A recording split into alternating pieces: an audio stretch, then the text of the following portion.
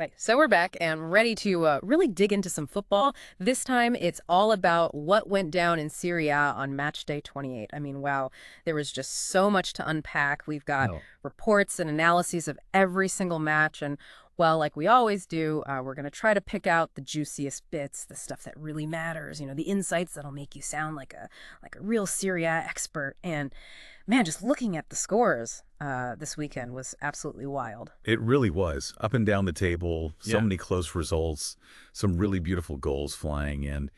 Yeah, a few shockers in there too, results that I don't think anyone saw coming. Definitely keeps things interesting, right? Absolutely. You look at the standings and every point matters. So I guess let's just dive right in, yeah. Chronologically, like we usually do. Friday night, we had Cagliari facing off against Genoa. Ended in a 1-1 draw. What were your initial thoughts on that one? Well, what struck me was just how much both teams wanted it. Cagliari managed to grab that first goal, but Genoa, they just didn't let up. Hit back almost instantly with a really well taken shot, no hanging their heads. Yeah, it was a real back and forth kind of game, wasn't it? Both sides creating chances, pushing hard right until the final whistle. You could just tell how badly both teams needed those points, especially at this stage of the season. A draw, well, I guess it's better than nothing, but I'm sure both sides felt like they could have snatched all three. Definitely. It's those kinds of draws where you dominate for periods but can't quite get the winner. They can be really frustrating. Yeah. But hey, that's football sometimes, right? So, moving on to Saturday's action. We had a couple more draws, both finishing 1-1. Como versus Venezia first. Now, this one sounds like it was a real game of two halves. Yeah, the reports I saw suggest that Como, they just came out flying, took the lead early on. Seems like maybe Venezia were still, I don't know, maybe still waking up defensively. It happens. But what impressed me is how Venezia responded after the break. Clearly, some tactical adjustments were made at halftime, maybe tweaked things in midfield to gain more control. Whatever they did, it worked. They got their equalizer, and it was a very well-constructed goal. Shows their ability to adapt on the fly, doesn't it? Yeah, for sure. And it wasn't just about the goals in that one. Reading the reports, it sounds like it was a really physical battle in midfield. Lots of, tactical chess being played out by both managers.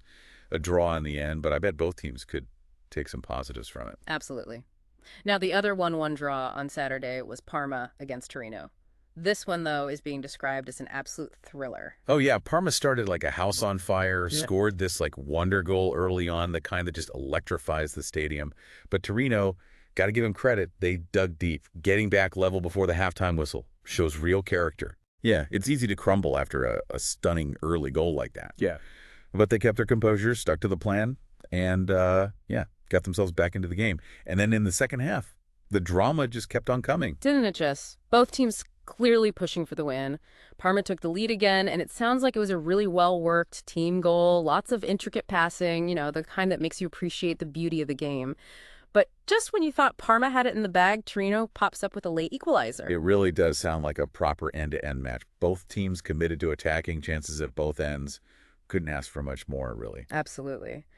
Now, Saturday also gave us a couple of high-scoring encounters. Lecce versus AC Milan, which Milan edged 3-2. What's interesting is it seems Lecce actually had a really good start, putting Milan under pressure early on and even scoring the first goal.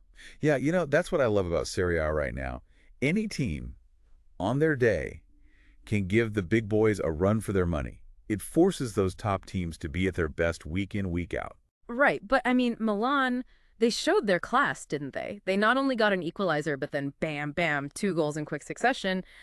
That kind of clinical finishing is, well, it's what wins you titles. Yeah, a goal right before halftime like that can be such a momentum killer for the other team. Yeah. But to Lecce's credit, they didn't just roll over. No way. They kept fighting, got a goal back to make it 3-2. Milan's defense held strong in the end, but it was a real gutsy performance from Lecce. Definitely a team that can cause problems. Sure. And then we had another 3-2, this time Inter Milan getting the win against Monza. The reports suggest that Inter were dominant early on, even though... Oh, yeah. They came out all guns blazing. 2 goals in the first, I think it's the first 20 minutes or so. You'd think, right, that's it, game over. But Monza, they're a tough nut to crack. Exactly. It would have been so easy to just, fold after going 2 down so early. But Monza, they kept their heads up, managed to pull a goal back before halftime, and suddenly it's a game on again. And even when Inter got their 3rd goal, Monza, they just wouldn't go away. They hit back again, made it 3-2, and you could see Inter having to really dig in to secure the win. It's those kind of gritty performances that win you championships, shows their mentality. And it keeps them right up there, the race for the top spot. Yeah. Okay, Sunday. Sunday was another busy day. Verona versus Bologna, a 2-1 win for Bologna. It seems Verona were the ones who actually struck first in this one. They did, yeah. From what I read, it was a well-taken goal. But Bologna, they showed some real mental strength, hitting back quickly to level the score before halftime.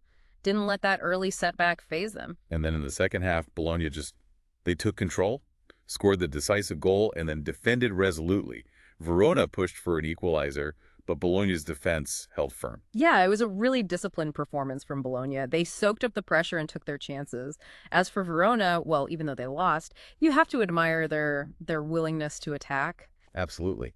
And then we had Napoli against Fiorentina, another 2-1, Napoli taking the points. The report suggests Napoli started really brightly. This is playing with that attacking swagger that we've come to expect from them. Oh, yeah, and they got an early goal to show for it. But Fiorentina, they didn't just sit back. They fought back, equalized, and it was game on again. Yeah, Fiorentina are always a tough opponent. They've got some real quality going forward. But Napoli, they just kept probing, kept creating chances. And ultimately, their persistence paid off with a second-half winner. Another game where they controlled large parts of the match and found a way to get those 3 points. Exactly. And then we had Empoli taking on Roma, a tight 1-0 win for Roma. It sounds like this was a real tactical chess match. Oh, for sure. From what I gathered, it was a very cagey affair. Yeah. Lots of tactical maneuvering, both teams really well organized defensively. Neither side wanted to give an inch. A single goal was always going to be enough in a game like that.